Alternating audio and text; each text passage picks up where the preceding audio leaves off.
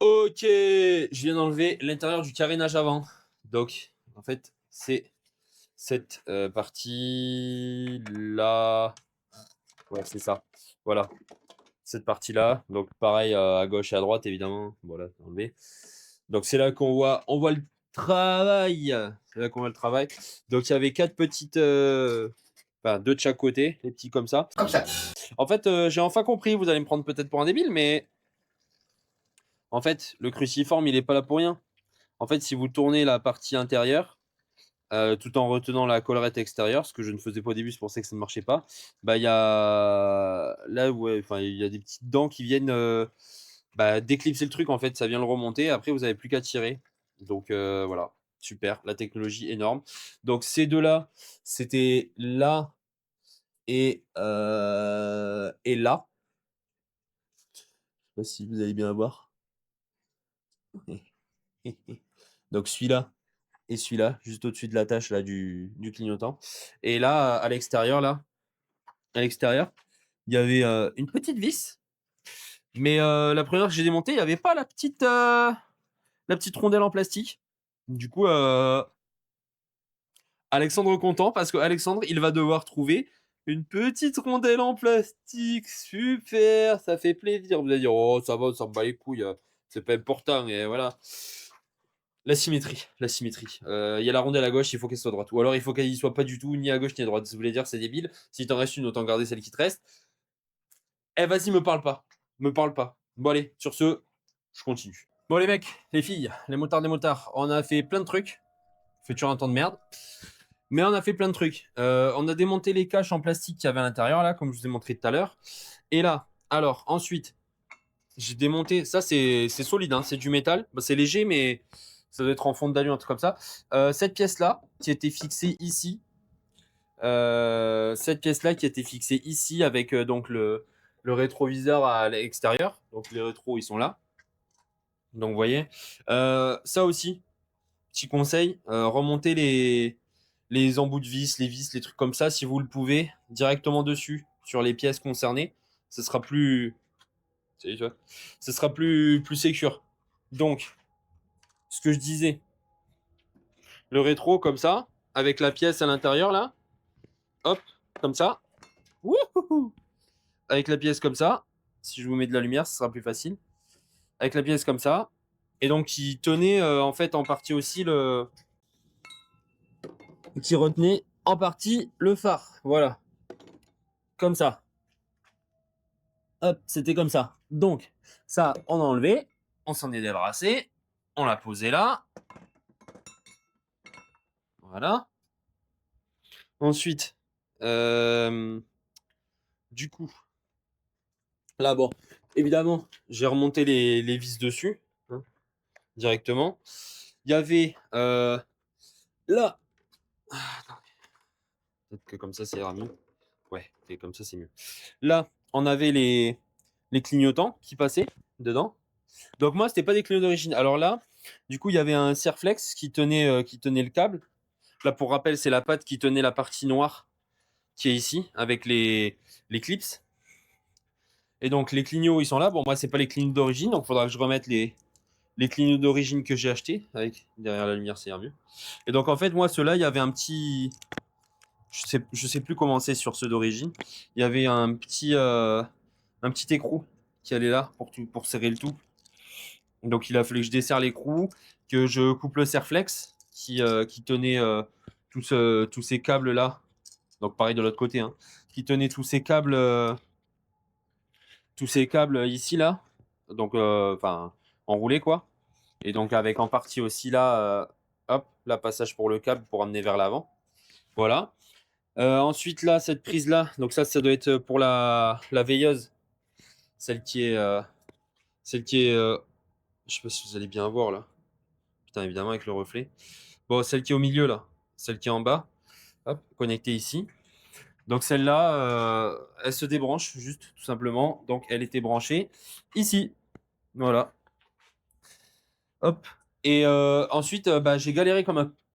J'ose le dire, voilà, les insultes. J'ose le dire parce que ces deux, donc les deux branchements les branchements des phares à l'arrière, bah, j'ai galéré, j'ai regardé, j'ai soulevé le cache en plastique pour voir ce que ça donnait. Donc dessous, bah, c'est classique, hein, vous savez, il y a une petite. Bon, vous savez quoi, je vais vous montrer, ça ira plus vite.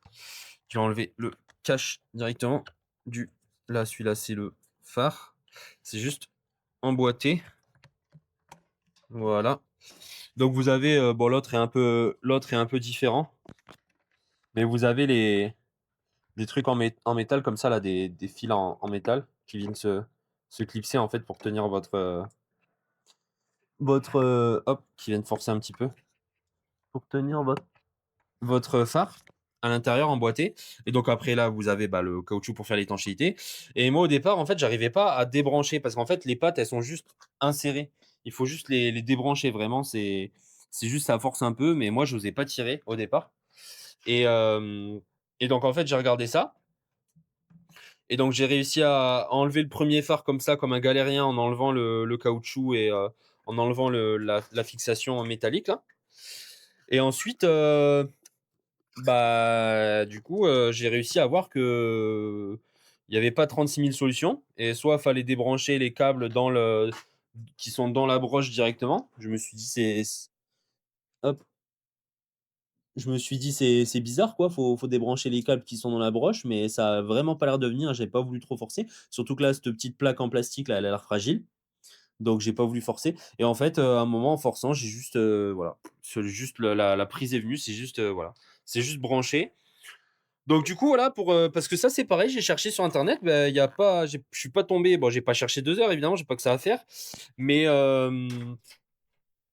du coup, j'ai pas cherché 2 heures, mais j'ai pas trouvé de vidéo qui disait, bah voilà, c'est comme ça qu'on débranche. En fait, il suffit de tirer dessus.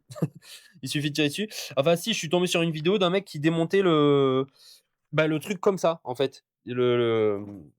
Qui démontait l'ensemble complet du phare. Donc du coup, j'ai bien vu que c'était juste débranché, en fait. Voilà, c'est ça qui m'a fait me dire qu'il fallait juste tirer dessus et débrancher la fiche électrique.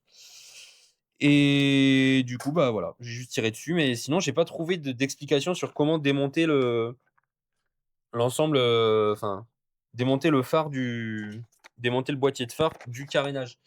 Du coup, là, pareil, j'ai remis, il y a 4 vis. Il y a 4 vis là qui. Attendez, je vais vous montrer. Bougez pas, les copains.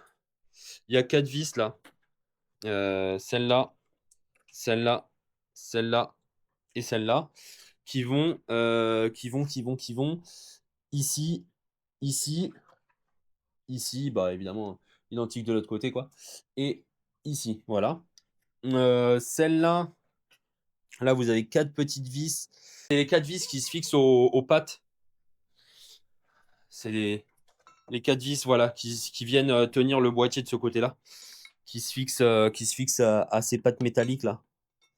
Oh, ouais, cette pièce-là, qui vient se fixer au, au carénage, qui tient le carénage et les rétros. Et donc voilà, bien solide l'ensemble. Donc en fait, tout tient sur ce petit arceau métallique là, avec les deux pattes là. Je sais pas si vous allez voir. Ouais, ça se voit. Donc c'est pas sorcier, mais voilà quoi, faut chercher un petit peu. Quand on n'est pas un professionnel de la mécanique, je pense que c'est pas la folie quoi. Et aussi, bah du coup, j'ai découvert un truc qui m'a mis mais vraiment en grande joie. Vraiment, ça m'a régalé. Wouh! Dites bonjour à mon nouveau copain. Putain, alors bon, c'est pas grave, hein, un peu de résine. De toute façon, c'est une partie cachée, c'est pas très très grave. Donc un peu de résine à l'intérieur et puis je sais pas, un coup de peinture, j'en sais rien. Je sais pas. Pareil, je suis pas un professionnel de la peinture, donc bon, il pleut toujours, mais waouh, ça pète. Putain, elle est toute nue. Un truc aussi, bon, enfin, là je vous montre effrayant. Les câbles, c'est vraiment un des trucs. Je sais pas comment j'ai enlevé toute la crasse et la poussière, mais évidemment l'autre jour c'est pareil. J'ai mis 2 heures à le sortir, le bordel là. Ah voilà, il faut juste forcer un peu. Coucou. C'est nous. Effrayant, voilà. C'est bien content qu'il l'ait mis dans une boîte. Les copains de chez Yamaha. Beau boulot. Beau boulot les mecs. Bon travail. Bon travail. Du très bon travail. Voilà. Et ouais, donc pas mal de... Ouais, les câbles, ça c'est vraiment le truc. Donc toute cette petite crasse là qui est un peu partout, je sais pas comment je vais me débrouiller pour les nettoyer. Ça y est, au pinceau, au chiffon et tout. Et puis on va essayer de remettre ça un peu propre quand même aussi, hein. Après, il y a des changements. Est-ce qu'on fait ces changements-là? Est-ce qu'on met du LED? J'ai vu un mec qui avait mis du LED dans le compteur. Donc, à voir. Je roule pas souvent la nuit, donc parce que c'est vraiment important. Et puis, le look old school aussi du compteur est vraiment sympa. Donc, à voir. Est-ce qu'on met du LED dans les phares directement aussi? Apparemment, c'est vraiment mieux. Mais pareil, est-ce qu'on veut garder le look old school? Est-ce qu'on veut changer les LED pour le peu de fois où on roule la nuit? Voilà, plein de petites questions que je me pose. On verra au fur et à mesure, on verra aussi en fonction du budget, hein. Et puis voilà, ça va être tout là. C'est bon, ça avance, ça avance. C'était Alexandre pour la chaîne Toulouse Bike Life, les amis. Les amis IES, parce qu'évidemment, il y a aussi des motards passionnés, des motards, des motardes. Je vous dis à la prochaine. Ciao!